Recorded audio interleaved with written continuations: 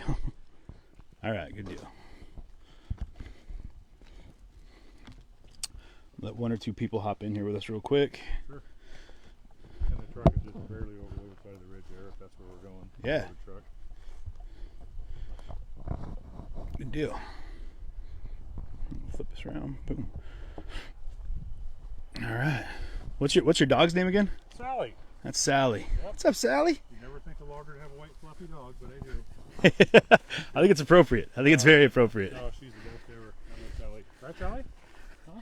Good girl, Sally. What's up, Good girl, pup? Sally. What's up? Good girl, Sally. Yep. She knows every property corner. She knows every patch of timber we log, and she's my chief negotiator. Sometimes I'll show up to a piece of property where I've never met the landowners before, and they know I'm coming, and I hand them a contract, and then there's Sally, and they, oh my gosh, Sally's so nice, and I hand them the contract. I don't even read it. They sign it. Oh, how, you know. So she softens the contract signing for you? Oh yeah. And I always ask how Sally's doing. But yeah, she's my chief negotiator. I love it. Chief negotiator. Yep. Seems like she loves being outside here. Yep, she does. You know, I might even just hand this to you. You mind? Well, Sure. the got it. Look at this spread here. Yep, This is very beautiful. lucky. How many acres is this? I have 63 acres here. I bought it in 1993. It was an old dairy farm. The first thing I did was plant it to trees. And I'm just doing my very first thinning right now. So those logs on that log truck are Douglas fir. They're headed for the mill in the morning. They'll be made into 2x4s and 2x6s. But you know, you always hear so many bad things about loggers. You just clear cut and then slash burn and never replant it. But actually, we're very good stewards of the land. This timber here is 27 years old. So it's its first thinning, and I'll probably thin it again in another 10 years if I'm still alive. And then, you know, final harvest probably 10 years after that. And we always make sure we replant. Yeah. Yeah. So tell me a little bit about yourself here. Tell me, who are you? So I'm fortunate to be a native Oregonian. I live not far from Pihl Road, which is where I grew up, and I live north of that now in a beautiful place called Vernonia. Vernonia. Yep. What'd you say? Vernowhere? Yeah, we call it Vernowhere also. But most of us out here are loggers, and we care about the trees, we care about the environment, and we all watch out for each other. Yeah, that's great. You know, I've noticed out here in Oregon, especially, that there's definitely tight knit community. Like, if you're not from there and they don't know you, and I've been met with a little bit of hostility from people that are like, we don't know who you are, and get out of here. So basically in Vernonia, we're friendly. You know, if your kid does something, 10 minutes before it even happens, you get a call from another parent. Hey, this is what's going on. But, you know, if we do recognize somebody that is not familiar, I always go up to them and say, hey, how you doing? Where are you from? And blah, blah, and I always break the ice that way. But you always recognize somebody who's not from town. But we're also very friendly, but we're also curious. You greeted me with some fresh produce pizza. That's right. It was delicious. Yeah. With a homegrown tomato. A homegrown tomato. Yeah. Where's that from? It's from someone right down the way here, right? Yeah, we're getting ready to log a patch south of here a little ways, and the guy gave me some amazing tomatoes, and my neighbor, since I've been so busy with Timber Unity, they knew that. They brought me up some pizza and some blueberry cobbler, and so that's the way we roll around here. Yeah. Tell me a little bit. So you just said something that I know a lot of people are curious about. Timber Unity. Tell me a little bit about that organization. So Timber Unity was organized in June of 2019, mainly because of the cap and trade bill. You know, we're all concerned about the environment big time, but the way they were going about it was completely wrong. I mean, in my mind, they would have shut down the state forest and sold it for carbon credits, which would be mandatory that they sold them for carbon credits, and they would be on 100-year leases, not like a 2 or 3 year lease, and let's see how this works. Right. And then I think what would happen, again, in my mind, it would turn out to be just like the national forest. It'd be shut down, you put all the roads to bed, and then in 10 years, it'd just all burn. Yeah. Kind of like it is now. That segues into another question I have for you here. Now you're saying with these trees you're thinning here. Yep. Off your property. We've heard a lot of talk about proper forestry, like proper care of the land, Yep. as ways to be preventative measures to avoid some of the fires that have been happening. So, yeah, so thinning is a great tool to use to keep down on the fire danger. What I do is I take out the trees that are sick, have defects, anything weird going on, and if they're too close. If they're too close, they're not quite as healthy. Mm-hmm. So if you have the proper spacing, they have a nice crown, yeah, and they're healthy. yeah, And we do know how to manage forests absolutely. without government intervention. And that's kind of where the base of Timber Unity started, correct? It was based off of some, like, people were saying that there's people that are in office that had never actually spent a day on a farm or out in the forest that were trying to pass some things that would change the way that you guys operate business, right? Yeah, so people who are not native to this area, they don't really know what's going on. Even in Portland, they don't really know what we do out here in the woods. They don't know what we're doing in Salem. They don't know what we're doing in Washington, D.C. Yeah. We do a great job of taking care of ourselves.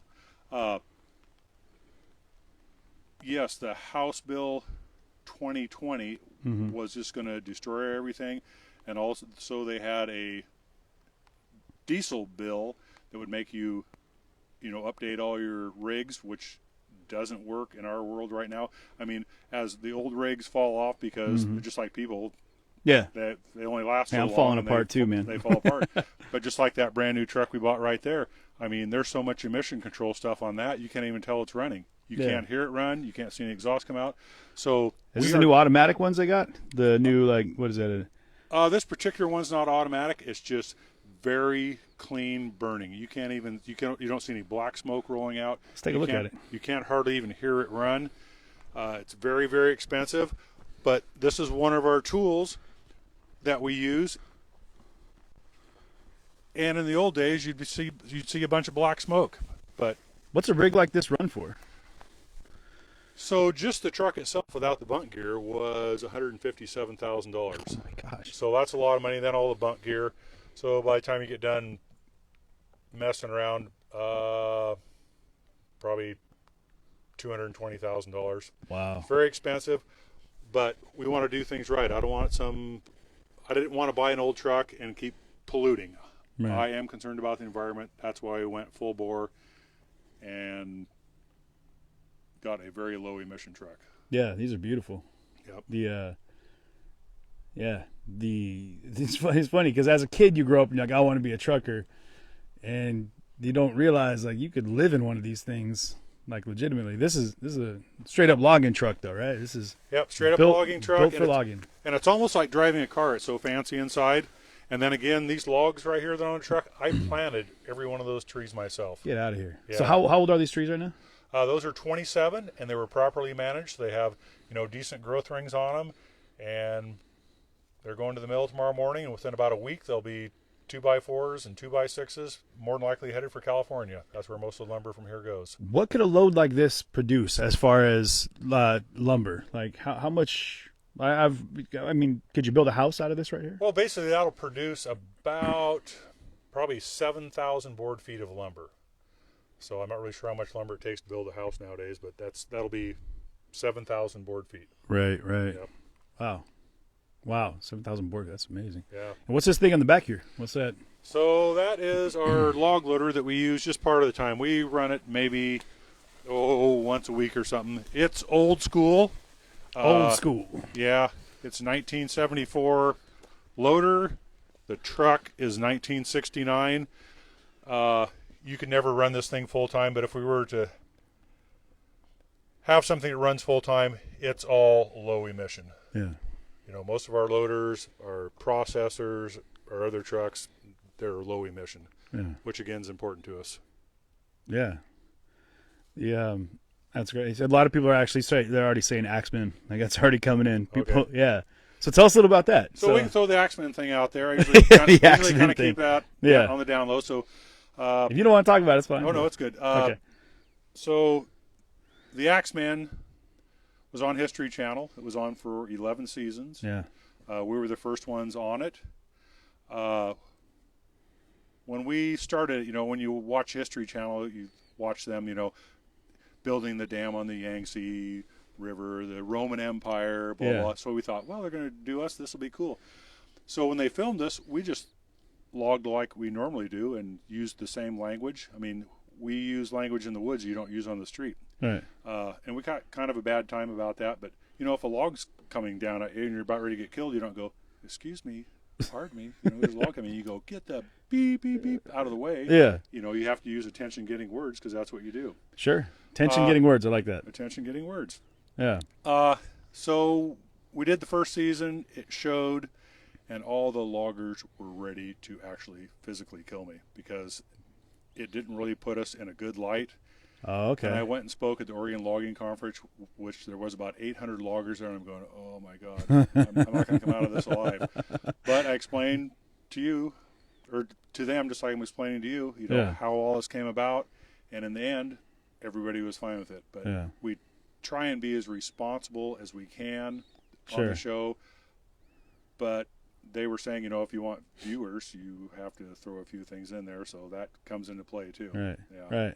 And then I'd tell the crew, be responsible. It's gonna be on TV. I'd take off, and then the film crew would slip out $100 bills. Next thing you know, the crew would be really fighting and rolling around on the ground. But they were spiking them with money, huh?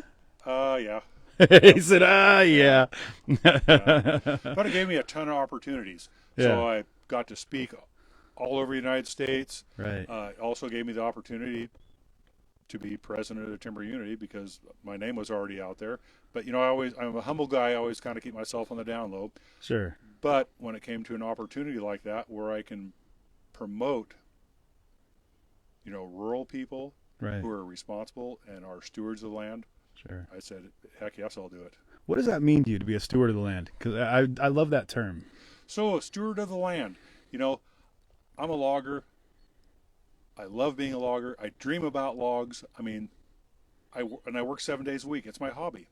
So being a steward of the land, we come in and thin. We do final harvest and clear cut. We always replant.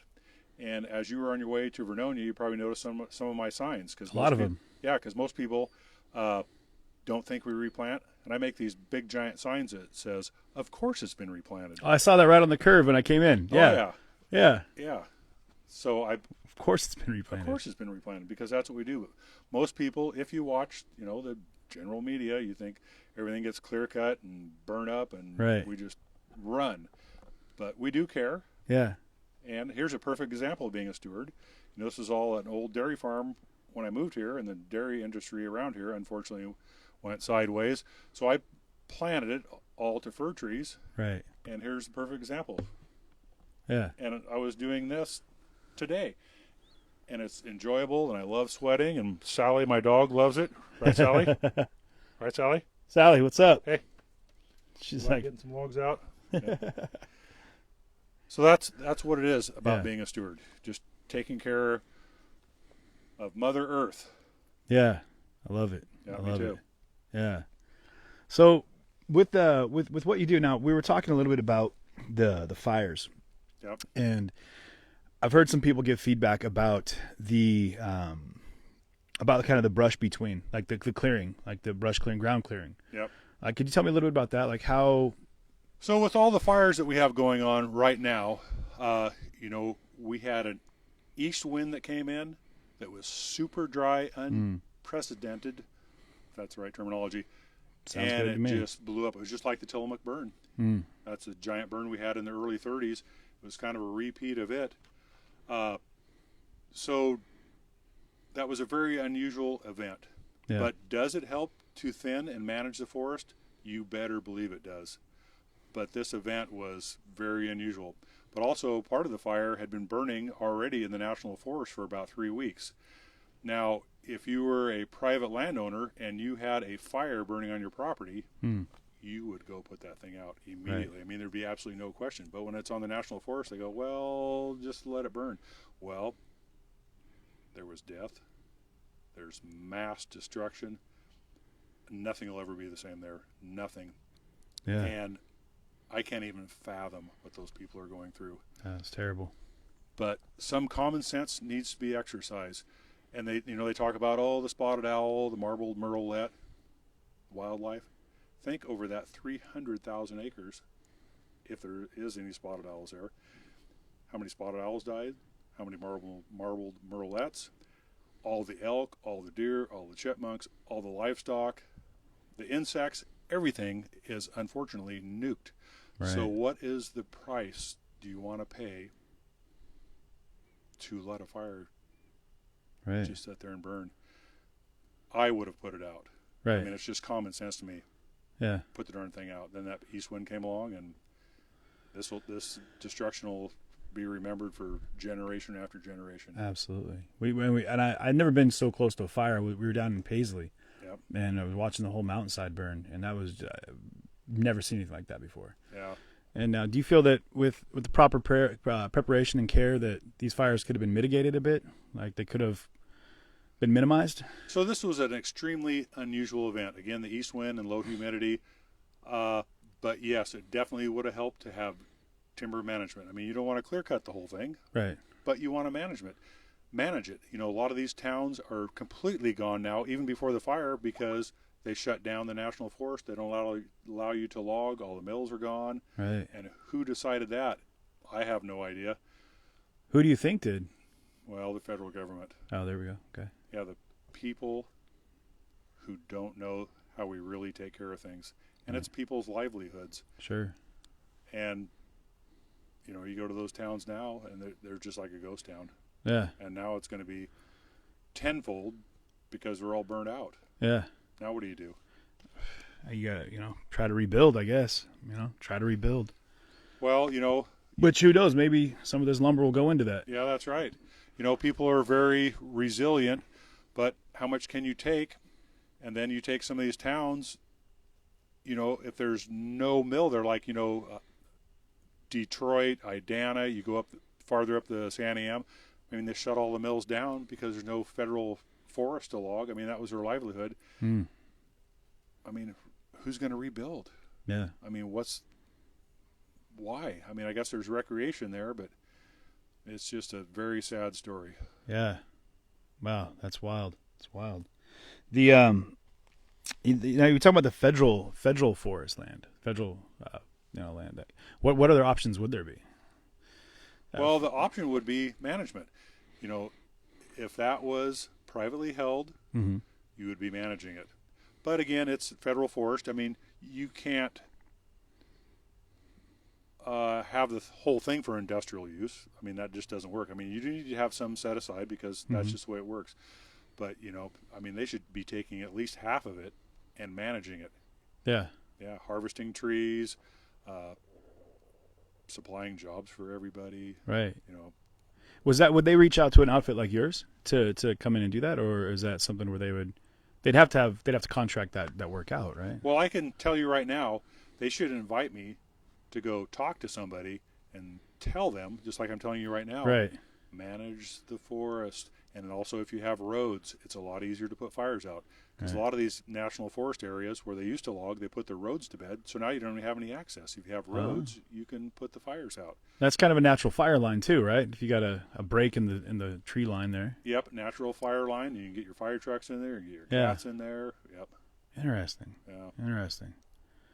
But they need somebody with common sense, right, who knows the woods. I mean, if you have somebody from Washington, D.C., if you have somebody from Portland, Salem, I mean, they don't really understand fully. I mean, I live in the woods every single day. Yeah. Let me go in there and at least voice my opinion, which I think is common sense. Yeah, absolutely. Absolutely, yeah. Well, that's incredibly informative. I know a lot of people are curious about well, actually, before I jump into it, what's up with these termites? What's going on with these things? So termites, there's about a bazillion of them right now. You guys are seeing I don't know if you guys can see them, but there are they're flying all over the place. Right here. They were down closer to the house. There was a lot more termites. So this time of the year, they come out for about 4, 5, 6 days, or out there flying around trying to find some place to live for the winter, find some old rotten log or my house. Or your house, yeah. Yeah, they were. One violated me already. I Yeah. can tell you that right now. Yeah. But yeah, they're all over this time of year, and it's just part of the process, and the birds like to eat them. Well, that's good. Yeah. That's good. Get the I've birds got back. a bunch of turkeys, so the turkeys like to eat them. I saw that, and I want to take a look at the turkeys at some point in that axe tossing range you got down there, too. And I've got Bigfoot down there, too. I do. He's my friend. We're about to get rich, guys. We're about to get very, very rich. He's real. He's real. He's real. Well, it's like my niece asked me once. I'm gonna tell him here. So we were at my mother's house, and she's looking at me, and we're on her porch, and she's like, "Uncle CJ, are these plants real?" And I was like, "Well, can you touch them?" I'm like, "Yeah, well, they're real."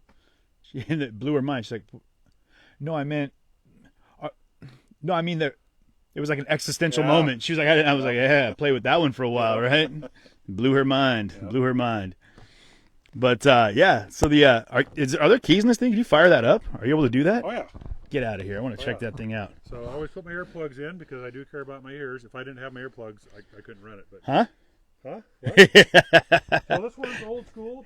Okay. It's got a Screamin' Jimmy in it. Screamin' Jimmy? Yeah. So that was my nickname in college. Is that right? No, I'm just kidding. So it's a 2-cycle engine, so it hits every 2 times instead of every 4 times. Yeah. But it's old school. I'll fire it up, grab a couple logs here. And yeah. Sweet. Yeah, great. I love this thing. Nice.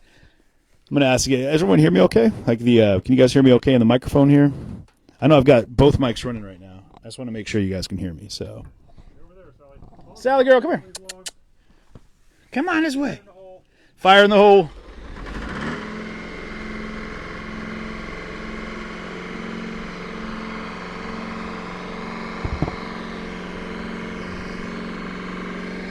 This way, Sal. Come on.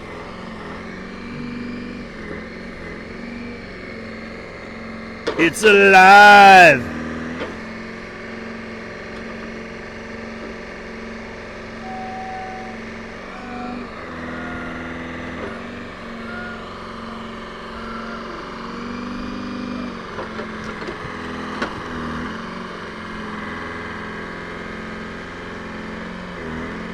Yeah, look at that thing.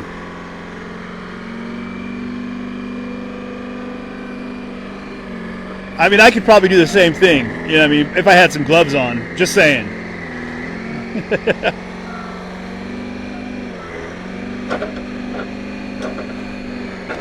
So this is a flashback right here, guys, to the History Channel. This is from Pihl logging, which was on the, like I said, on the History Channel. It was awesome.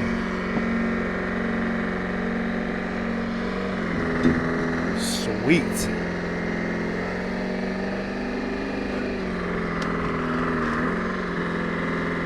Look at that.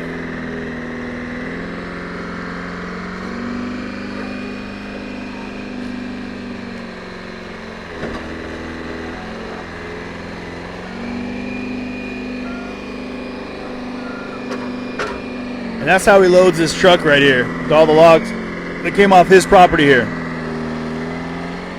You already know I'm not getting behind the wheel of that thing. There's no way.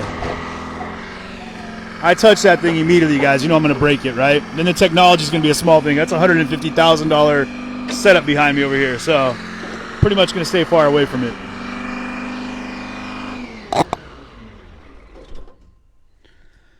So I've come to the conclusion that I could probably have done that with my bare hands. Yep. No, not really. No, I could have turned the key in that thing maybe, but that's about as far as I would have gone with it. Most people can't run this because it's got joysticks that come out of the floor. My nephew would. Come out of the floor. It doesn't have joysticks like a whatever kids game they play, but it's cool. I'm telling you, my nephew would be amazing at this. Oh yeah, I love this thing. That's awesome. So you get to be a big kid every day, basically. Oh yeah, and again, I love my job. Yeah. It's my hobby, and it's so much fun. Man, what kind of trees are these again? Douglas fir. Douglas fir. This is site class 1 around here. This is the best Douglas fir growing region in the United States. So we have the perfect amount of moisture, the perfect amount of sun, the perfect soil.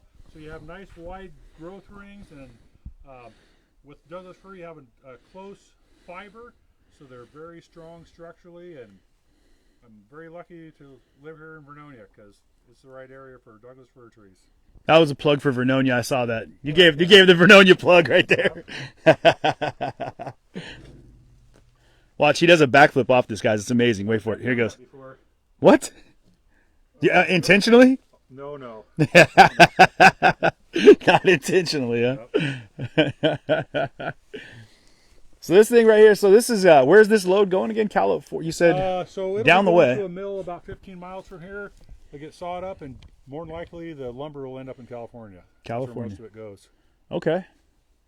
How much wood can you get out of one old growth tree? Well, we really don't do old growth around here. It's all second growth. Right. The very few old growth that we have taken, you know, they're 6,000 or 7,000 board feet. And you said this whole load is about 7,000 board feet. In lumber. In lumber. Yeah. So it's about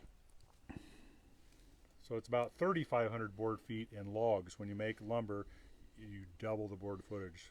Gotcha. Because like a 2x4 really isn't a 2x4. It's actually smaller than that.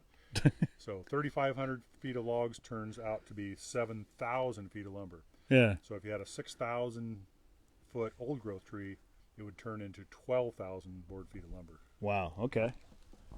I'm gonna try doing that here. Yep. See if that sounds better for you guys. Can you hear that all right?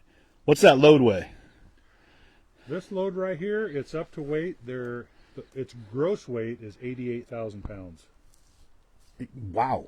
And the only reason I have this brand new truck is I had a beautiful truck before this, special made in Kentucky, and some Subaru came around the corner about 4 months ago doing 65 around a 30 mile an hour corner, came at us sideways and totaled our log truck out, and the guy lived.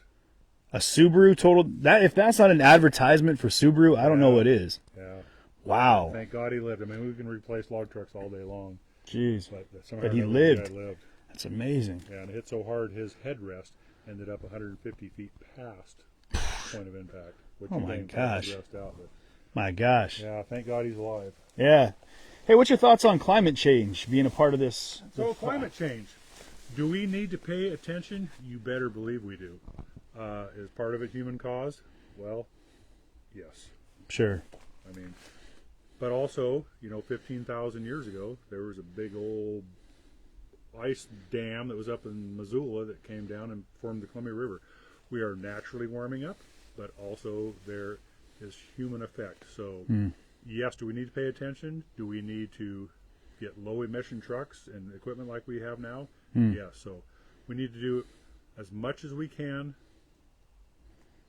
in the right manner. Yep. I mean, we can't just shut everything down immediately, but we need to figure out how to get things to cool down. Absolutely. And it's warming up naturally.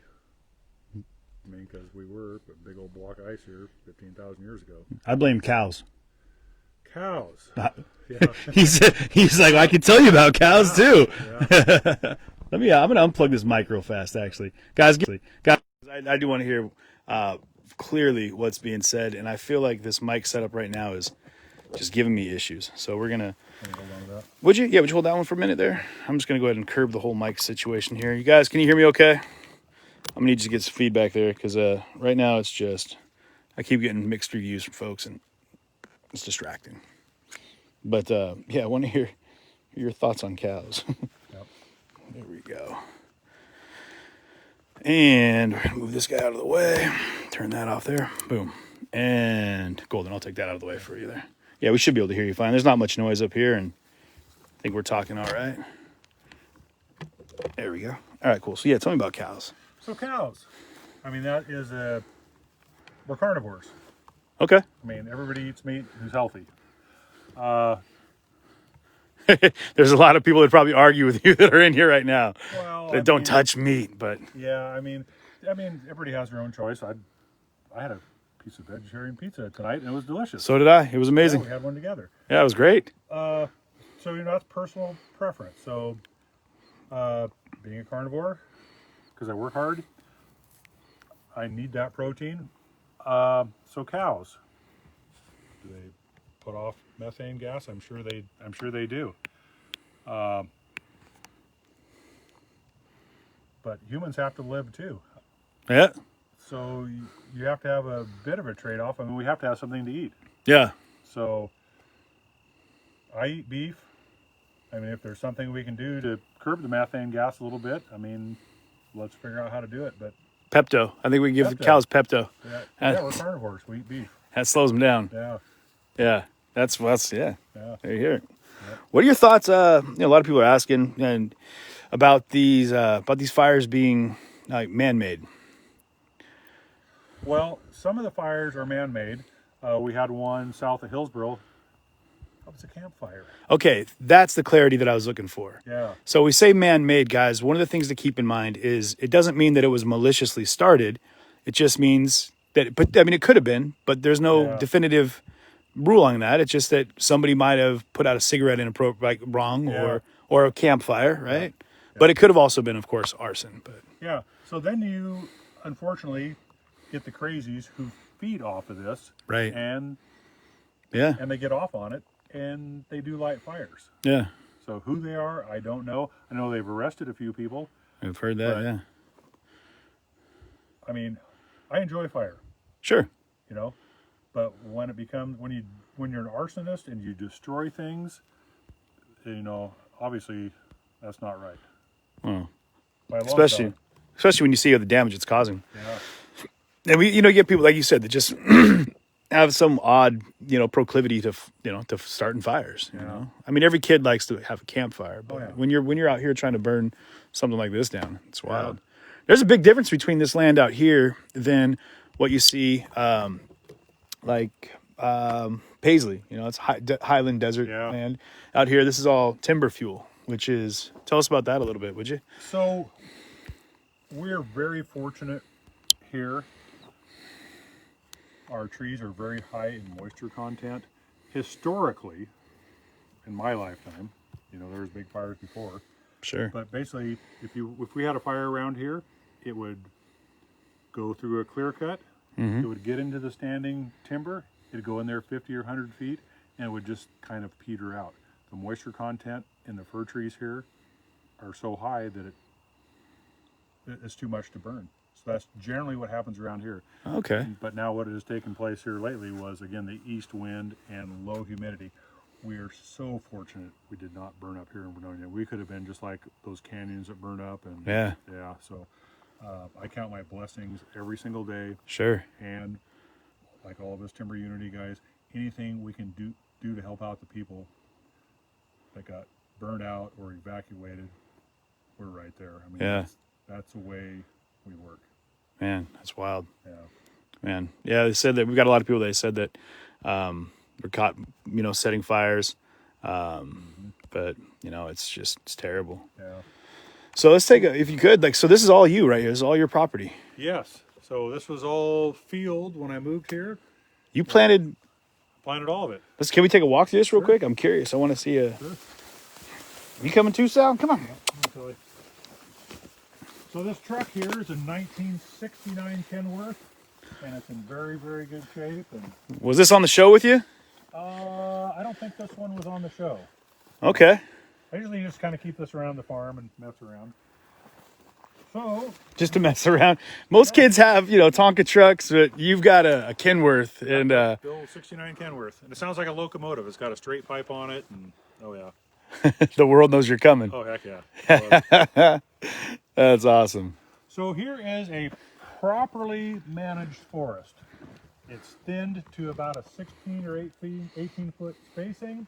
We take out the dead ones, the sick ones, the one with double tops, the one with spike knots, the ones with cat faces.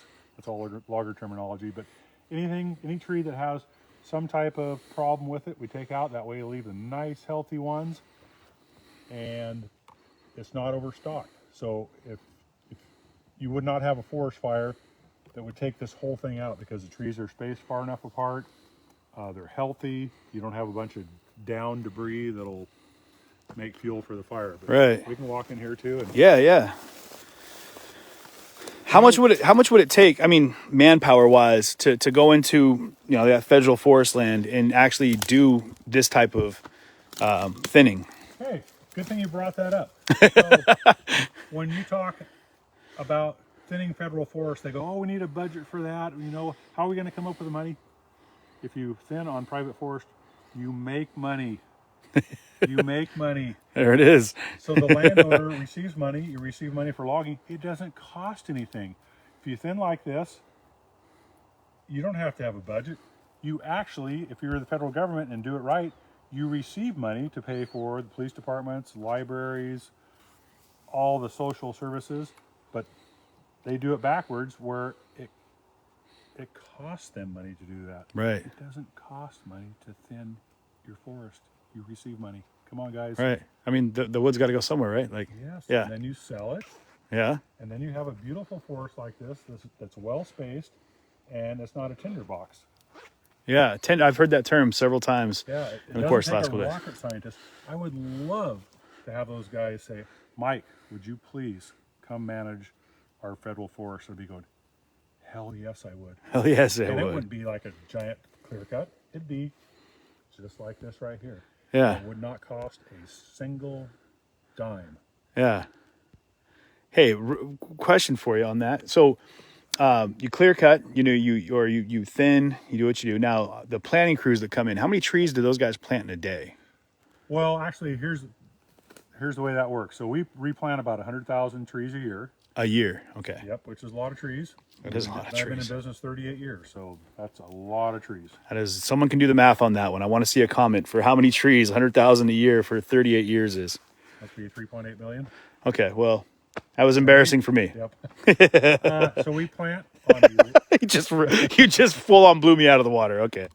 we plant on 11 and a half foot spacings. We used to do 10-foot spacings, but the survival rate's so good it's too thick. So we do 11 and a half foot spacing. That is about 375 trees per acre. And in our world, we plant Douglas fir. You know, we try and do off species like hemlocks and cedars, but all it takes is one hot day and they all get cooked. And that's because you said the Douglas fir is a denser, like just hardy tree. Good and solid. It's native to here. Or if you have one elk herd that goes through, they love to pull the cedars out of the ground. They love to pull the hemlocks out of the ground. If you plant any alders, they'll pull them out of the ground. So you have elk that are terrorizing these baby trees. Yeah. Those little bastards. Yep. But it's their home too. Actually, my place is like an elk refuge. Okay. You know, most people would have a place like this and be their own private hunting lodge. Maybe as I get older, I enjoy watching them. I've never shot one here. I really don't have the desire to. Actually, I enjoy watching them. Sure. So, but that's all right. Yeah. What's creepy is when they start watching you. That's right. You look out your window and they're just staring right back in at you. Well, Bigfoot's my guard there. So I'm looking forward to seeing Bigfoot too. Yeah. You've made a claim that I'm looking forward to, corroborating that story there. So this is the way the National Forest should look, and it doesn't cost any money to do it. You could actually make money, is what you're saying. If you do it, money and fund your government services. That's how, and fund your government services. Yeah. Which, you know what, it goes right back into, not that I want to bring it around there, but to a lot of the protests. And they're talking about how a lot of the services that the city needs to provide, police force and whatnot, are organizational changes that need to happen. The funding needs to go into getting different kind of programs that'll help. So the onslaught of, the police brutality factors that they're talking about, and, more or less for de-escalation training and things like that. So, but I mean, more funding can go in. There's other ways to get the funding is what you're saying. Oh, yeah. Things that actually will help being a steward of the land. And, yes. And actually even the city of Portland owns the Bull Run watershed. Of course you don't want to go in there and mow it down, but they used to go in there and manage it. They used to actually thin, they did small clear cuts, and that would probably fund the water department. Oh, there you go. Yeah. But again, in my world, that's common sense. But a lot of people would be falling over backwards if you. So your world is like, you're talking boots on the ground out here, not so much loafers on the ground in the capital, right? Yeah, just exercising common sense. Yeah. Yeah, you don't want to go crazy and mow the whole thing down, but take a few trees out, take the dead ones out. Sure. Yeah. What's your thoughts on the spotted owl again? Spotted owl. So Let's walk this way while we talk a little bit. I'm curious about your property. Yeah, tell me about it. I can tell you, I started working in the woods at 17. I'm going to be, well, actually, my twin brother's going to be 60 this month, so that makes so I've been working in the woods 43 years. And I can tell you, I have never seen a spotted owl in my life. But you have Bigfoot on property. Well, of course, Bigfoot's real. Okay, there we go. But I have never seen a spotted owl. I think it's on account of their camouflage spots. It makes them very, very incognito. Evidently. Very true. But it has ruined a ton of rural towns. I mean, the towns basically don't exist anymore. The mills are gone. Because of the acts that were put in place to protect the spotted owl? Yes. Which, you know, we need to exercise common sense. You know, don't shut the whole thing down, you know, maybe protect a few small areas, but when it shuts down the livelihood of Oregon, then it's a severe problem. Absolutely. And this, I mean, out in Oregon, you would say, I mean, I've heard a lot of people, like I said, we were at the Yamhill Fairgrounds last night, and the agricultural and logging industry here is I mean, your sports team, your soccer team is the Timbers. Yeah, right. And we're the Vernonia Loggers. That's the name of the team. Oh, okay. That hasn't been outlawed yet. It hasn't been. No. that might be next on the block. That's a shot at someone. Yeah. Yep. Tell me the truth. How many times have you come out here and been like, I'm just going to take these things Lincoln Lego block style and build myself a little cabin? Well, I used to have a beautiful cabin down there. Uh-oh. Yeah. Used to. There's a story behind that one. I hired somebody to rebuild it for me. Rebuild the cabin? Yeah. Yeah. Long pause. Well, Oh. I think that's where it went. So then it got so deteriorated that I just got rid of it. But I had a beautiful cabin here. And it was all handmade, but yeah, long story. That's always been a dream of mine. Like, you know, use an axe, chop down trees, build a cabin, you know, and then probably never live in it because I wouldn't have the first thing about surviving in the woods. Yeah. But, you know, some people like play video games or watch movies. I just soon be right here where I'm at. I love it. It smells good. It does smell great up here. And the air is so clean up here compared to everywhere else that I've been in Oregon. Yeah. What altitude are we at right now? This is about 740 feet. No, okay, not as high as I thought. Yep. Not as high as I thought. So yeah, as you look out here, you know, you see a relatively clean forest floor. I mean, you're going to have a few limbs here and there just because the trees take down have limbs. And you have access. So if there ever was a fire, you know, we've got a road here. We can drive in between the trees with a piece of equipment. You can put it out, hopefully. Right. Now, is this one of those trees you're talking about? The So that actually, believe it or not, is called a school marm. A school marm, huh? And unfortunately, the reason that tree is that way, I planted some super trees here. Super trees? Yeah, and they were genetically messed with instead of just Mother Nature. What kind of weird science project are you doing out here, boss? Yeah. Well, they were supposed to, you know, this tree will grow this big and do that. Well, someone sold you some beans. Somebody sold me some beans. So I took most of those out of here, but there's still a few left where they have, like even some of the tops, they went up and then they make it a curly Q and then went back up and then several tops, and yeah, they were really messed up. Those are the ones that most people are like, oh wow, that's an amazing tree, and you're looking at it like, that was a waste of money. Yeah, basically, don't mess with Mother Nature. Don't mess with Mother Nature. I'll give you one that I heard last night at the farm was don't walk slow in a pig pen. That's right. That was a new hashtag, guys. Don't walk slow in a pig pen. Yep. Keep in mind that this is CJTV that you're watching right now with the only CJ for CJTV, which is the guy you're seeing right here, this face. So any confusion about what you might be restreaming or streaming somewhere else, this is me. I am him, and that's just had to be said so you guys all know, because there's a lot of people out there that are doing some weird stuff. So here I am. So this is all. So you said 60 plus acres, right? Yep, 63 acres. Yep. 63 acres. And this was all field when I moved here. So did you, now are a lot of these trees just kind of like natural development, or did you come through and plant all these trees? I planted them. Wow. Yep. So last night there was a guy, Robert, who he runs one of the horse stables. Yep. And they had to evacuate all their horses to Yamhill, 22 of them. Yep. And he had a horse there that he delivered 25 years ago. So, I mean, he's been in that trade, the ag trade, for 27 plus years. Yep. And it's amazing to hear you say that, you know, these trees, like the ones you logged, 25 years old, and you planted them yourself. Yeah. I mean, you're invested in the land. Like, you're invested in your trade. It's your life. I used to listen to old timers tell me that same story. Oh, I planted these trees, I'm logging them. And I'm going, how can that happen? And now I'm doing the same thing. It's like, I can't be that old. Your twin brother is. Yeah, that's right. My twin brother is. Yeah. This is wild. I see you got a lot of trails in here. Do you have people that come up riding in here? Or? Actually, this is great for chanterelle mushrooms, so it's perfect environment. Ooh. Old dairy farm, which is perfect. These trees don't let a whole lot of light through, so it's easy to find the chanterelles. I bet you last year, there was probably 4,000 or 5,000 pounds of chanterelle mushrooms and lobster mushrooms. That you pulled out of here? We pulled out maybe a couple 100 pounds, but there was so much it could have supplied the whole town of Portland for a year. You might see me up here picking whenever. Yeah. When's mushroom season? Basically, as soon as we get the first real rain, the mushrooms will pop up. Whew. Okay. Which today we just saw a little rain. Yeah, we did. Which is really fantastic. Yeah, I mean, so it'll take an inch or two of rain, and so maybe we'll head back this way, check Yeah. out the turkeys and Bigfoot. yeah, and Bigfoot. I want to check out this axe tossing range too, because I think I've got a keen prowess when it comes to So throwing there's sharp one of those objects. super trees. That's what it looks like right there. This one right here. Yeah, you can see that I didn't take that one. Uh-oh. It's forking off. Yep. Stop forking around. Yep. It's not listening to me. Yep. Yeah, what are you going to do? Cut it down. Cut it down. You hear that? You better play right or he's going to lob you off at the knees. And the ones around it are a lot better shape, so that's a perfect candidate to thin out of there. Yeah. No.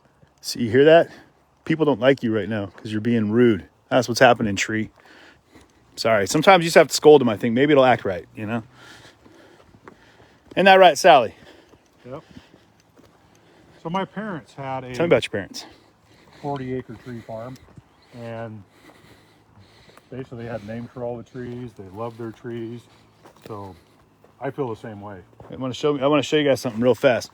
Hey, just did that with my bare hand. You're hired. Man, didn't even feel it. Didn't even feel it. It's just nothing. It's like it never happened. So your parents, keep going on that. That's interesting. So my dad was a circuit court judge. My mom was a registered nurse, but they had a beautiful 40-acre tree farm. That's where we all grew up. And then I'm gonna get that termite. No move. You got a termite in your hair. Got him. He's out of there. Got him. Looking out for you. Thank you.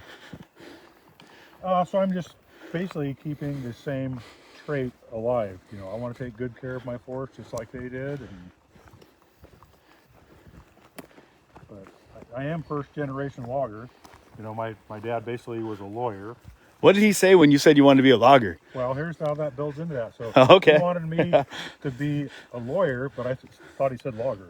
So that's what happened. So it was his fault. He just That's right.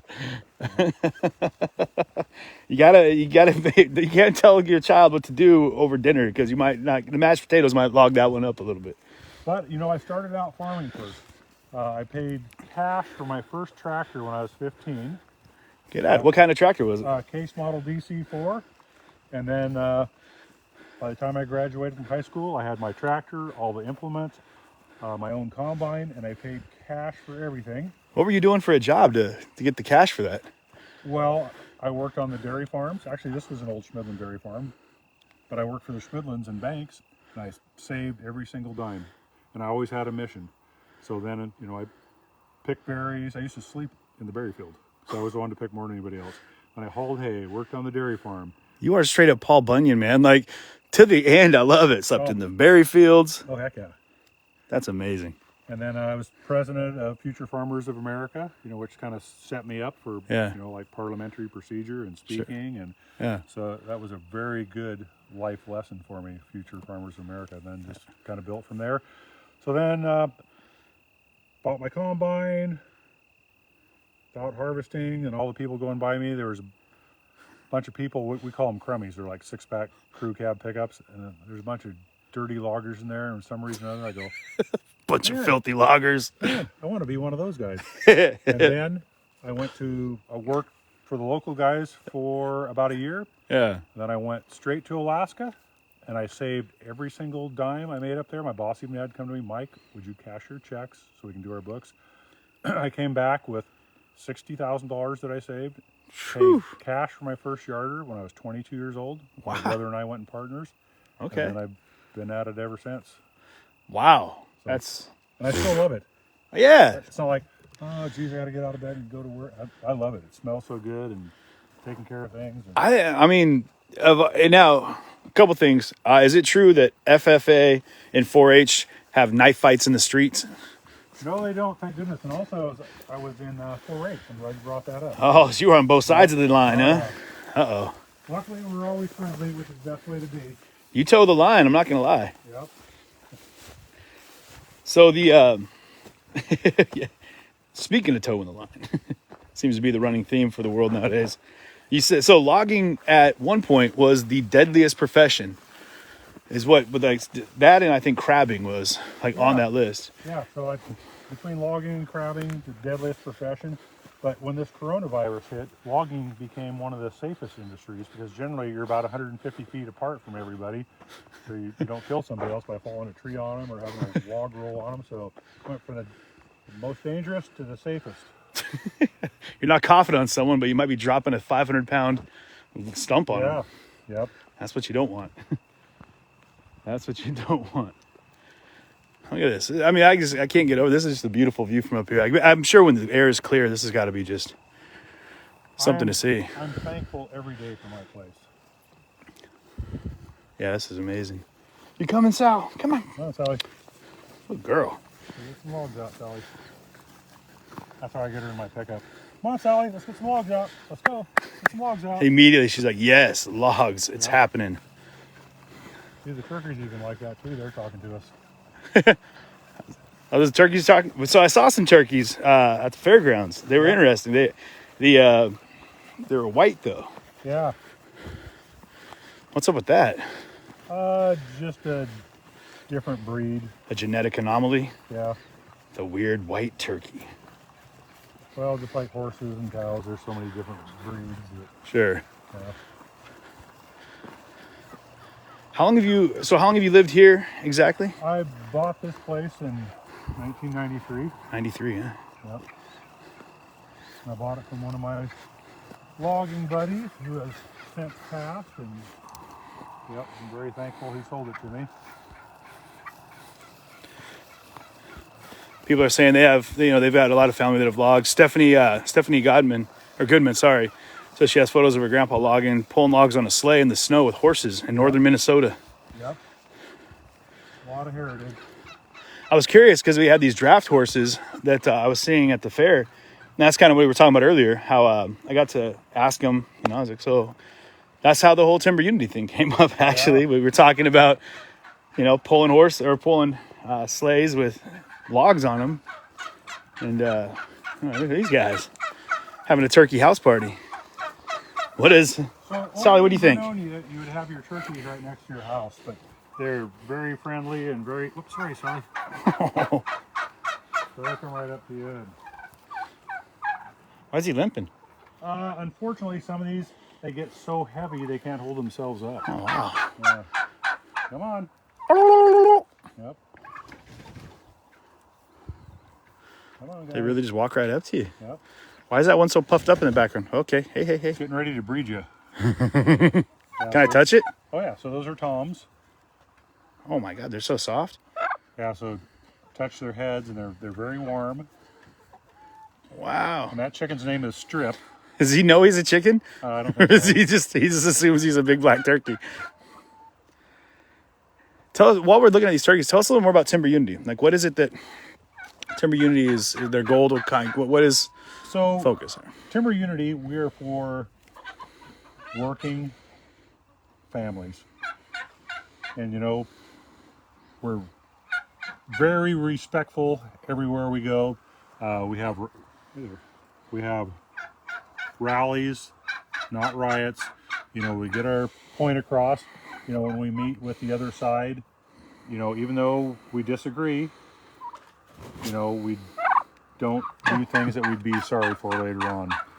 So that's got us a lot of traction.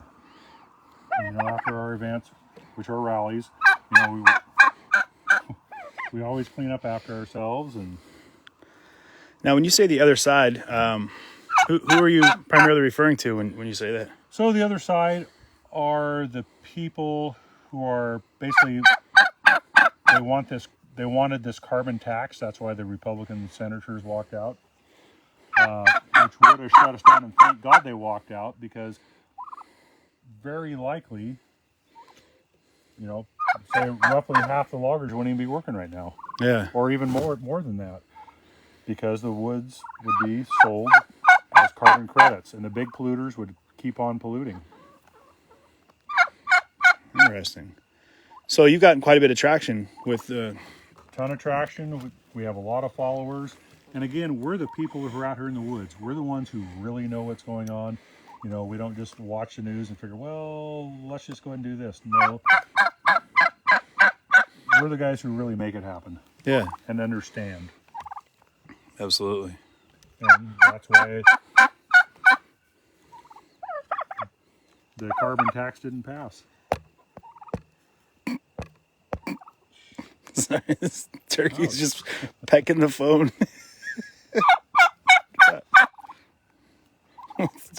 What's up? These are the best screenshots in the world. I'm so excited to see these things.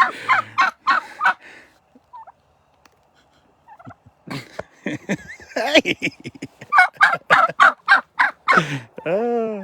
Don't get too close. You're kind of in the inner V there. You know, gotta be careful. They are so soft. Yeah. Oh, hey! It's not yours. And look at the toms. I mean, they're very unique. The toms, yeah. Oh, this guy right here. Yeah. He's got a look to him. Oh yeah. Like he doesn't like that I'm touching his ladies. Yep. How? So tell us a little about. Okay, that is a big question. Timber Unity's had a pretty involved role with the evacuation process. Yeah. So we're a very giving group. You know, just like if we were in trouble, those people would be helping us. Vice versa. So as soon as we find out somebody's in need, we're right there. We do it because we should. I mean, we're Oregonians. We don't do it for any type of limelight. You know, this when people say the word hero, you know, it's kind of like which we're not. We're just regular people helping out regular people in need, and we'll always do it. Yeah. Yeah. I hear there's you're pulling loads of hay coming up from like Klamath Falls next week. There's going to be a big 15 trailers or something along those lines that are going to be. Yeah, so this last Saturday we had 7 semi-loads, and now a week from this Saturday we have more than that coming up, and it got dispersed within about 4 hours. I mean, everybody needs it. This first guy who came up, he said he had 170 animals dropped off at his farm. Oh wow! Yeah, and which is more than anybody else could handle. So I hear there's something like 8,000 head of cattle up in Washington right now that are actually your partner had mentioned it. Mike said something about there being a big need for. oh, I'm sure there is. Yeah. And then also, you know, these Klamath Falls farmers, I mean, they're having a rough time just like we are. I mean, just trying to make ends meet. But they brought up, I mean, the best looking hay you could ever imagine. It wasn't like, well, let's take these scraps that have been sitting in the barn for 3 years. I mean, it was good, fresh, solid hay. And yeah, so extremely thankful. And yeah, People are they're having saying their own issues, like with the water. I mean, they can't hardly get enough water. And that's one of the things we did here. There was a couple tankers of water that they had in excess at one of the fairgrounds. They were able to send it out to another one to kind of help get the. These are curious little turkeys. oh, they are. But people are saying that you guys have been pretty much the best resource for connecting donations with people in need. So, is there any place that people can they just go to your website for donation purposes, or is there any location like that where Timber Unity gets behind? So if they go to the Timber Unity website, which myself, I don't even do Facebook. I don't understand all that stuff. But Technologies. I know how to. You got me, you little turkey. I know how to follow a tree and put a log on a truck, but I don't understand all this modern technology. Don't peck in there. Yeah. That's off limits to you guys. But yeah, there's a site. Sounds like there's a GoFundMe site that was just set up because of this fire. Yeah. But I have to have my bookkeeper look all that stuff up, or my kids, because yeah. Bookkeeper, aka my kids. Yeah. So if there was a link, I would love to know. We'd love to put it up on our site to make sure that we promote that as best we can to help get those donations brought in. So I'm sure you go to Timber Unity and then there's some type of link you hook up, but I've never even been on. I don't know how to go there. Don't feel bad about that. Hey, you guys know what this is right here? Right here? Oh, geez. That's a turkey when I was a kid.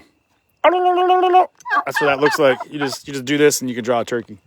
These guys are just, they're I'm trying to curious. eat my pants. I can see that. They're trying to eat everything on you.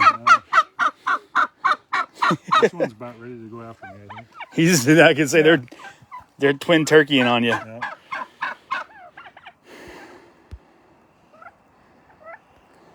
Which now brings us to, I told you about Bigfoot, right?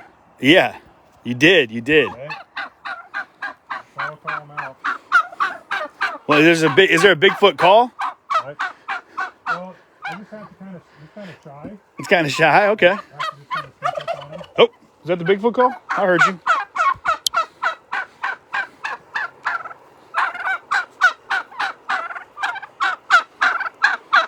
Turkeys. Again, you guys are here with me on CJTV, just so you know, hanging out with the president of Timber Unity right now. It's awesome.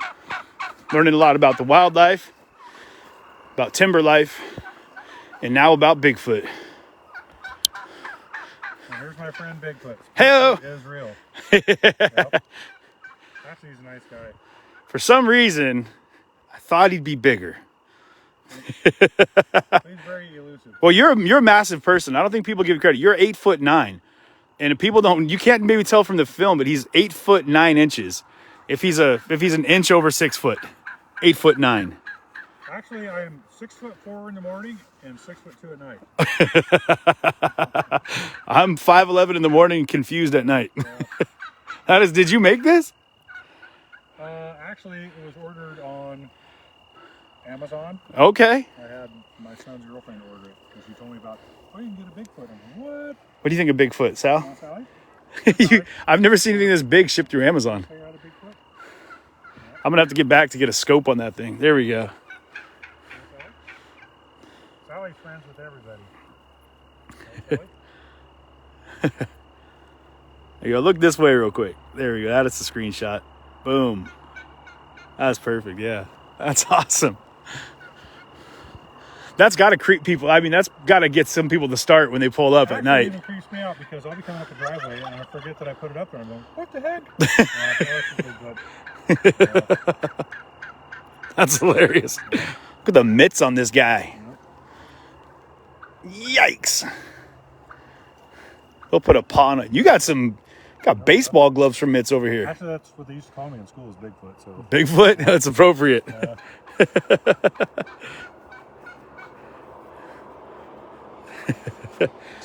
I don't think I can. I'm going to try to get you guys the silhouette here of. You can't see the silhouette, it's too dark. Uh-oh, there's a silhouette right there. There's all three of us right there.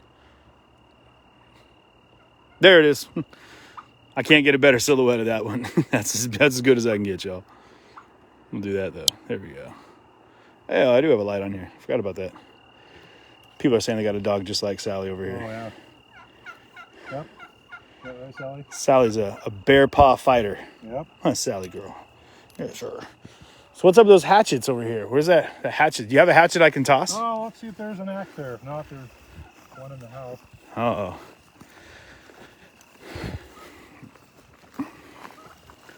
So you mentioned your brother. Yep, so I have a twin brother. Yo, you really do have a twin brother. I have a twin brother, yeah. Oh, okay. I thought that was. I thought you were joking. Okay. And believe it or not, well, I'll put it this way. My twin brother is going to be 60 on the 22nd. On the 22nd. He's obviously the older one. Yeah, by 7 minutes, yep. You got some apple trees you planted here. Yeah, and the elk have been hitting those pretty hard. Those pesky bastards. Yeah.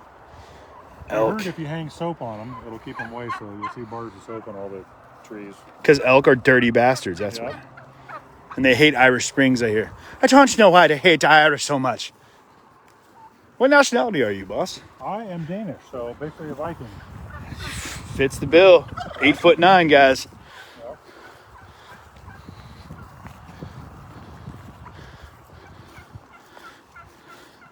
You got the little fire pit going out here. Yep. It's also good if you're doing shot put or discus. That is a perfect spot. You can really wind it up. You guys, this is how you discus. You gotta go in and you just boo, and it's gone. That got me dizzy. I'm not gonna lie. Oh, you got some hatchets. Oh, you gonna put on a clinic for us? That's a good one here you want to use. I'm excited here. He's pacing it off. Okay, I'm gonna get back here.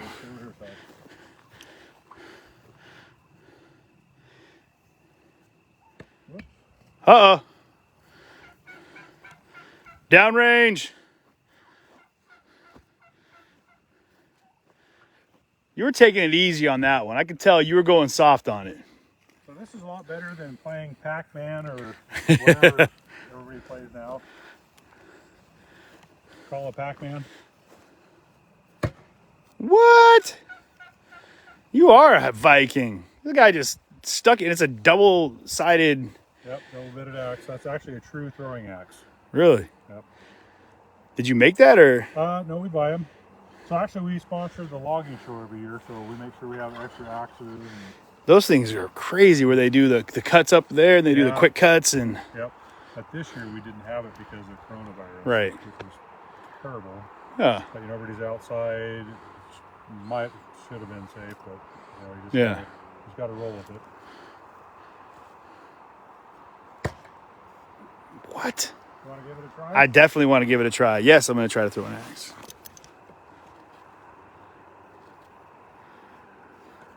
All right, I'm going to let you hold this then. Okay.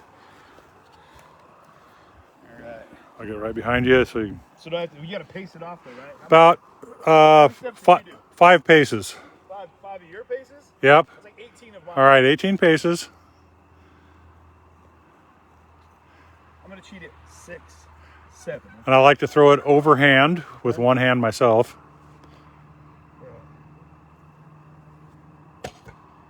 Stuck it in the ground. All right, that's worth a point. Does that count? Yep. Got a little bit in there. All right. Normally there's a beer can in the center. That way when you pop the beer can, I think that's 5 points. Come here, Sally. Stay here.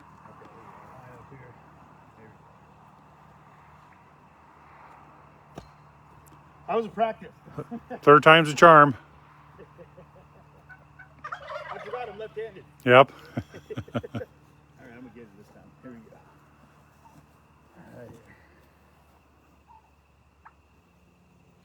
All right. Third time. Good job. Yay. Champion! Yep. All right. I got it with both ends of the blade. That'll be worth some extra points. Look at that. Yep. That's what we call a Kentucky ringer, where I'm from. Yep. Just made that up. Hey, get out of there. Termites. Oh, that's in there. Good. What do you think, Sally? Think that's worth a few points? Yeah, me too. Look at that. All right. We got that log. Third time. Showed that log what was up. Yep. That just happened. Man, this is great. I completely appreciate exactly what you're talking about. Like living out here would be. That's the only way to play. I mean, when everything's quiet, it's quiet. There's a cow. I heard a cow. Is that a cow or a turkey? Get up. All right. Is that them responding? Yeah.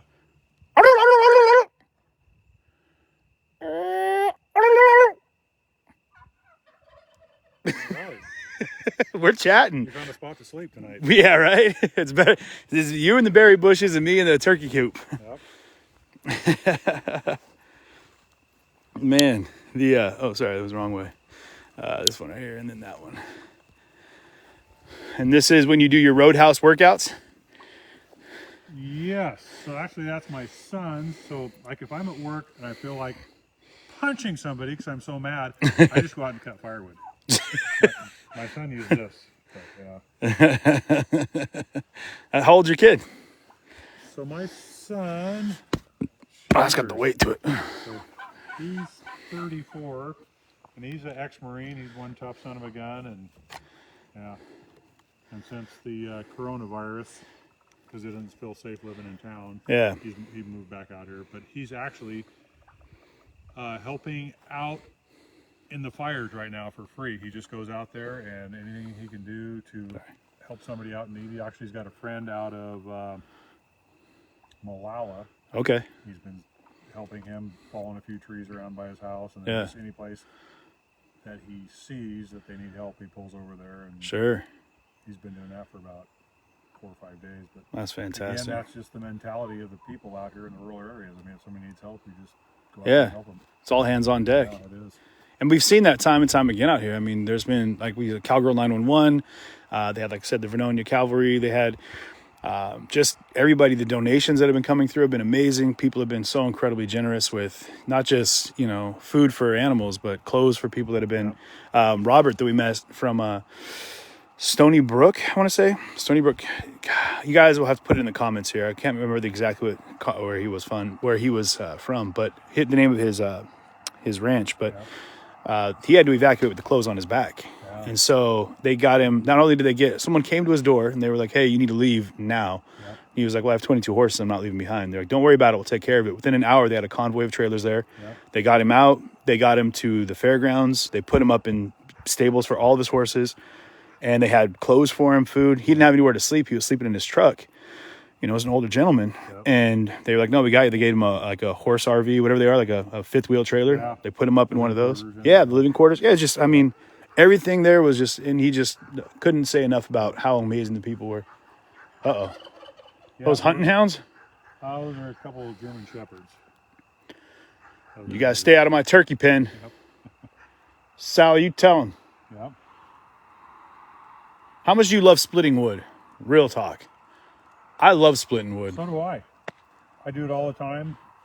And again, if I have a bad day at work, yeah, I feel like I have so much aggression, like, God dang, I can't take it anymore. I just go do firewood. Yeah. Then everything's good. Then I'm too tired to go beat up somebody. So it's all good. It's good that you live far away from your next neighbor. What's that? More people should split firewood. I agree. Get their aggressions out. And then after about a half hour, everything's fine. Yeah, and it's an incredible workout. Incredible workout. Yeah. I carry it in the back of my truck. I have a split, just in case. Yep. Just in case. Yep. I saw the setup out here, and I was gonna just get some baby oil and roadhouse it and try to up my viewers. Yeah. Just do some Tai Chi and then split wood. I'd probably lose about half my viewers, actually. You though, we could pawn you off real quick, man. We got, everyone's loving the Viking Paul Bunyan. And I'm always doing firewood. As you can see when you pull in the driveway, there's probably 400 cords of firewood down there. Yeah, we saw the bin. I saw the bins down there too. Is that just kind of take some wood if you need it? Well, I sell it down there for a very reasonable price because we're a low-income community. So it's very reasonable. And I sell wood in a lot I have in Vernonia, and I sell it to the store, and I basically sell firewood to everybody. Yeah. Someone just missed the point. That is work logging or something else? No, he owns a logging business. Actually, one of the logging businesses out here. Yep. Yeah. I just do the firewood just for entertainment. For entertainment purposes. Yeah. I say I like splitting wood. I wouldn't say that it's like, it's either that or Netflix. Like, well, actually, no, I take that back. I would. Yeah, I don't even have Netflix. I have a couple axes. Couple axes, a couple double-sided axes and a few mauls, and you're good to go. Yep. Man, this is great. So, man, was that a bat? That was a bat. Try to eat me. Yep. Man, they're out eating the termites. That's good. Yeah. That's good. Those little buggers are trying to set up shop in your house. Yeah. Man. I'm trying to think, what other questions you guys have here? I know there's been a lot that people have been putting through here. They say you got a contagious smile and a great look on life. Life is good. Life is good, right? I enjoy it. Yeah. Again, when I wake up in the morning, it's like, man, I can't wait to get to work. Yeah. And I wake up I always set my alarm, but I'm always up before it. I just have like one cup of coffee and... One cup of coffee, then he's gone. Yep, head down the road. How early do you get up to log? It seems like an early morning gig, right? Well, I don't get up as early as the operators, but I'm generally up by 4:30, and the operators are up by 3. You always have the first load. That's not getting up. That's going to sleep. That's just, come on. Yeah. Man. I go to bed early. I go to bed by 10, generally up by 4:30, and then just because I usually sneak in a cat nap about 3 o'clock, but I only need like 5 or 10 minutes. That's all I need, and then I'm ready to fly again. You just crash in the cab of the rig and Depends where I'm at. Sometimes I'll go hide behind a stump. Sometimes I'll get behind a tree. If I find some spur road that nobody else knows about or I don't think I know about it, I'll just recline my seat for a couple minutes and head down the road again. See, that was, I have a friend, so my best friend growing up, his younger brother, they're like family, my little brothers, Everett Rowland. Shout out to Yelm out there, Emil and Everett Rowland. We went up and he works with this guy, Murray. They go up and he's got a pass up to go to Weyerhaeuser. Oh, quick question, guys. How do you spell Weyerhaeuser? No cheating. Nobody knows how to spell it. And we were up chopping wood and, what he does is he's got a skidder and he pulls out, he pops down, 2 or 3 maybe trees that he's got permits to pull out, like the ones that are left behind. I don't know how it works out up there, and we would chop about, 5 or 6 cords of wood, for the day, maybe more. And then we'd load the trucks and then head out. But I had no idea we were going to do all that in one day. I didn't know that was like the logger's life, like for those guys, just that part of it. So we split like probably a good 3 or 4 cords of wood. And I sat down in the brush over by a tree and I was out for like 2.5 hours. Couldn't find me. I just was done. Mm-hmm. I don't know how you do it. 5-minute cat nap. No, sir. What are the industries that are going to be most affected as far as economic fallout by these fires? Everything, because the restaurants are gone, the resorts are gone. People who have been taking super good care of their tree farms for so long, their tree farms are gone. The state forestry building's gone, the post offices are gone. Everybody's livelihood, the economic fallout is going to be more than we can even fathom right now. And then the loss of life, and even though we try and think we understand by watching the news, because I haven't been out there, it's just unbelievable and sad, and it's going to again last for generations. Yeah. And also, I really don't know number wise, but I bet you there's 50 full logging sites that are all burnt out, and most of the loggers are, I hate to say it, but old like me. Old like your twin brother, not like you. Like my twin brother who's old. Yeah, he's the old one. So they're not going to go, well, I'm going to go spend $5 or $10 million and get re-geared back up. They're going to be going, I've been busting my ass my whole life. It's hard to make a living. I'm just going to call it quits. So all this burn up timber, I don't know how they're going to get it logged, because there's not going to be the companies around to do it because they're burned out. Yeah. Burned out in the true sense, their whole logging side's burnt to a crisp, and then burn out because you work 7 days a week, just going and going and going, and your body's worn out. And a lot of them will just say, well, my house is burned up too, my logging outfit's burned up, so I'm going to go find an easy chair somewhere in a fishing pole and call her good. Just try to fish away the pain of it all, man. I can't imagine. Me neither. Hey, do you know, is there a system? One of my viewers has a question. Is there a system in place or being put into place to get the water, like the basic services, electricity, and other essential services up and running? I'm sure there is. I hear the reports on the news. Like they're getting the power restored to areas that they can. In places that the fire is still burning, and there's areas where it's kind of calmed down because of the cooler weather, the higher humidity. So I'm sure it'll take time, but yeah, I'm sure that the municipalities, if there's any left of them, are going to get things rolling again. Yeah. Man, that's wild. Yeah. That's wild. Well, I'm trying to think. I know it's getting dark, and you got to be up at, It's almost time to get up. You got to get up at like 2 o'clock in the morning when everyone else is going to sleep. And so I don't want to keep you too much longer. I guess we could walk up to the house here and then we'll wrap up there. Yeah. Yeah. Do you have a name for your farm out here? For the ranch? What would you call this? It's not a farm or a ranch. It's a. I just call it the farm just because it used to be a dairy farm, and so if I talk to the kids or something, hey, I'll see you up at the farm. So we just go that terminology. How many kiddos you got? I have 5 kids. 5 kiddos? Yeah, so I got a whole army working for you. Oh yeah, and they're all good kids, and I'm extremely fortunate. There we go. So the farm, it's a tree farm. Yep. So one thing you can take a picture of. Yeah. is that wonderful tomato. Now, how many people have an anvil when you walk in the door? The first one I've seen on a front Yeah. porch. There you go. We're heading into the inner sanctum here. So we should take a look Come on, Sally. at that beautiful tomato that you ate some. Look at that thing. So one of the guys we're getting ready to log for, of course I don't eat with that greasy hand, but he grew that tomato. I mean, is that a good looking tomato or what? All homegrown. That thing weighs like 5 pounds. Oh yeah. Look at that. This guy goes from like Viking lumberjack to like making a nice caprese salad. And also he raised this honey here. Okay, what we got? Yeah. Dairy Yes. Creek Farm and Produce. Yeah, it's super good. Yeah. Yep. What's the longest you've been like knocked out of power up here? Probably 3 or 4 days. And actually I like it. Oh yeah, just I light do. some candles, call it good. I do. It makes you, I guess, to an extent, appreciate power. Sure. But you know, people are made to. I mean, in my mind, if it's daylight, you're working. Yeah. If it's dark, you're sleeping. You know, so I really don't need lights. You got a real cut and dry view on things. Yeah. Make it simple. You know? if it's daylight, you're working. If it's night, you're sleeping. That's right. That's like the camping mentality. Sun goes down, time to go to sleep, right? And same with what I wear. I wear this 7 days a week.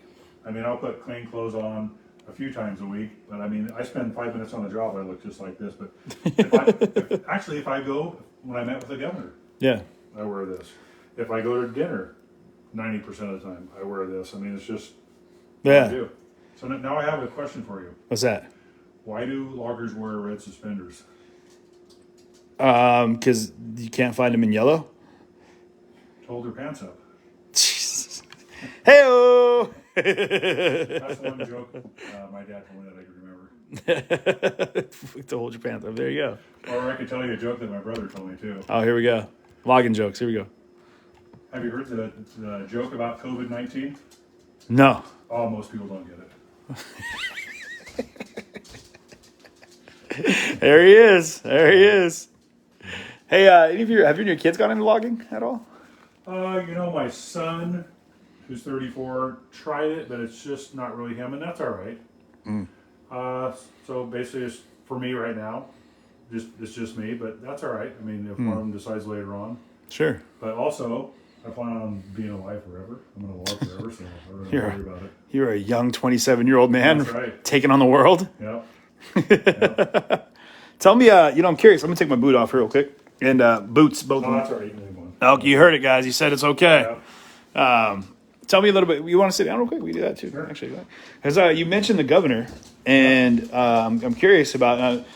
You had mentioned that you met with the governor a couple times recently, Yeah, actually. So I met with the governor, Kate Brown, 4 separate occasions. And what were you meeting with her about? Well, she invited me every time.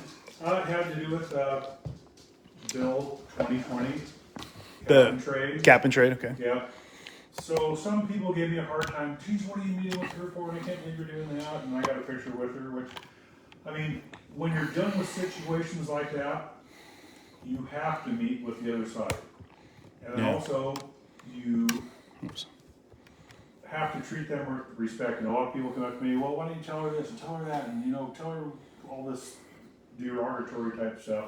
But you can't really do that. So she told me about her upbringing. I told her about mine. I told her how I felt about the whole situation. She listened. You know, I mean, basically, she's a professional listener. Did I get anywhere? No, but at least she listened to my side. Yeah. I listened to hers. You know, it doesn't do any good getting angry because everybody just puts up a roadblock then and you get nowhere. So we listened to each other. We never got anywhere. But you still had a respectful, mutual Oh, yeah. exchange, right? Yeah, but you have to. Of course, you know, I show up there, you know, it's just me and my red suspenders. You know, of course, she has her assistant there, her legal counsel, and it's just me. So, you know, and they're asking me a ton of questions. So I'm just sitting there thinking, they're just waiting for me to hang myself. I'm just some cowpoke logger, you know, from the backwoods. So I was very careful on choosing every word Yeah. that I said. Nothing was scripted because I believe from the heart where I'm coming from. Yeah. But I was very cautious. We probably averaged a half hour each meeting, and Yeah. the bill never passed. The Republicans walked out. Sure. And again, do we care about the environment? Do we care about the climate? You better believe we do. But we are the stewards of the land. Let us take care of the carbon-eating machines. That's what these fir trees are. Yeah. They eat carbon like you won't believe, especially when they're healthy. So let us thin them. Let us, do our final harvest. In my world, it's 80 years old when you cut the trees for final harvest. But Sure. in the meantime, thin them a few times. Let them eat carbon like a son of a gun. Because if you don't manage them, they eat less and less carbon all the time. And then the perfect example is the federal forest. Then they catch fire and you can't get the damn things out. Right. Yeah. Good. Let us do what we do. Yeah. Let us do it. And we do it for free. Yeah. We maintain these carbon-eating machines for free. Yeah. Yeah. It's touche. Yeah. Tink.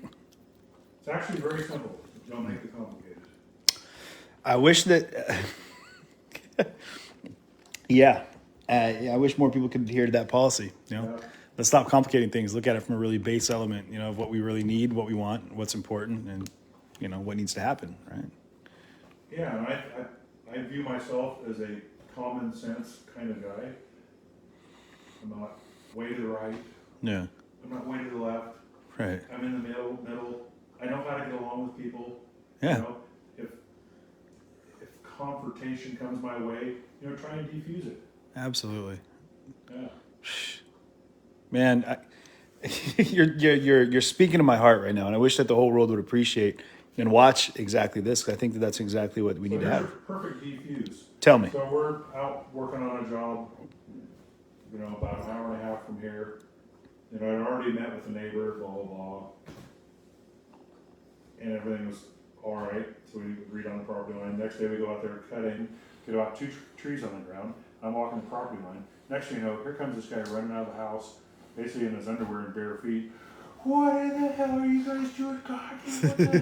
And it'd be easy to go, get the hell off the property. I already told you what we're doing. Yeah. But, I go, hey, loggers start early because it's really hot. Of course, he's in his underwear. And oh, God. Loggers start early. Yeah. This is what we do. We can move away from your house for a little bit. But, a lot of people would, take a reaction like that and, turn it into some giant big fight. Right. But may as well defuse the situation. And the next day he came up to me and, he apologized. He said, I'm really sorry for my actions, and Sure. And we shook hands. And that's the way to go about it. Just because somebody's coming at you like that, Yeah. just drop back a little bit and don't come back with another negative or get ready to punch him. Yeah. No, that's you. Seriously, guys. Figure it out. That's right there. Lesson for life, right there. 100% lesson for life. Yeah. Yeah. End of the day, I think that everyone needs to appreciate that the conversations over chaos. We need to spend more time shaking hands and less time shaking fists, right? Talk it over. Yeah. Figure it out. Life is so short, and I don't like turmoil anyhow. Yeah. I attempt to avoid conflict at a lot of cost. Yeah. I don't like conflict. Even the way you live, it says, that you're all about keeping it easy, just, you don't need to, like you said, overcomplicate it. Yeah. Yeah. Jeez. So when it comes down to things like, and I'm curious about your views on things like conflict, we talk about it, like Portland, things that are happening up there with all of that. Like, do you feel that affects you down here at all? So that subject is extremely, extremely deep. I understand, they're upset with the cops and things. There's always going to be bad people. There are some bad cops. There are some bad people. But by having riots and breaking windows and trying to burn down buildings for over 100 days, that really goes away from what they really want done. Sure. And I realize that's not the majority, but there is a lot of people down there destroying downtown Portland. And you know, most people I talk to, they're never going there again. Like me, if I have like nice people that come in from wherever, you know, my buddies from California or wherever they come from, you know, it used to be like, hey, let's go downtown Portland and kind of check these out. I'm not going back there again. Right. I just can't. I wouldn't want to put myself in danger or get killed. That's my John Deere clock. That's a John Deere tractor going off. I was like, is that Sasquatch warning you? Someone's here. Yeah. We'll be done in a second. It's rather annoying going off every hour, but Well, I'll let you know what's going on. yeah.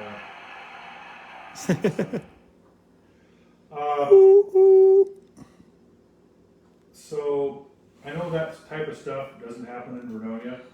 I mean, if somebody has a problem, Yeah. would our citizens go through and start breaking windows and burning things down? Right. No, they wouldn't. Would they go to a city council meeting and go, hey guys, this has got to get straightened out. This is not working. Or, you know, if it gets deeper than that, you know, they hire a lawyer or something. But they don't go down and burn down the town. Yeah. Yeah, it's terrible to see that. Yeah. Man. Well, I know that you got things you got to do. You got sleep you got to get. You got to work in the morning. Daylight in the swamp. Daylight in the swamp. So I'm going to let you sign off here. I'm going to sign off and just want to, hey, thank you so much for taking the time today, Mike. Very happy to do it, and life is good. Life is good, man. I'm gonna end it right on that one. You guys, thanks for everyone for tuning in with me tonight. I appreciate it. Sitting here with Mike Pihl. Am I saying it right? Pihl. Pihl, like a banana. Pihl. That's right. Everyone keeps spelling it wrong in here. I was like, I keep wanting to correct them, but you know. Yep. So this way. How do I go about scoring some of those, by the way? I might have some extra ones here, but so this way. What? I know who I am Yes. in the morning, and I know what I'm supposed to do. So, And your pants don't fall down. that's right. Yep. And your pants don't fall down. Yep. Man, that's wild. So, somebody said they met you the first annual Bigfoot Festival. That's right. I was there. Yep. Yeah, they said that Becky Newkirk said that. Yeah. I was Yeah. there. That's wild. What is the? I mean, you guys know it's impossible for me to sign off. What is the Bigfoot Festival? Well, that's because Bigfoot does exist. So Of course. people who want to find out more about Bigfoot or the stories about him, they go there and exchange them, and Bigfoot was even there. See, you guys, you have to trust right now that if Mike Pihl is telling you that Bigfoot's real, Yeah. Bigfoot's real. Yeah. There's no two ways around it, man. That's Mike Pihl right there, and he lives his life in the forest in Bigfoot's terrain. So points are being made right now, Mike. Points are being made. Well, hey, I will let you tune off now. I'm not gonna keep you all night. So guys, again, I'm gonna flip around here. Thank you for tuning in tonight, guys. If you would share the stream, go ahead and pass it around. Make sure that we get a lot of people that are able to see this. We had a ton of information we learned today about not just forestry, but about being stewards of the land, and about Bigfoot, which is awesome. And I learned how to throw an axe, which is super cool. So thanks again for everything tonight, guys. We'll see you soon. Take care.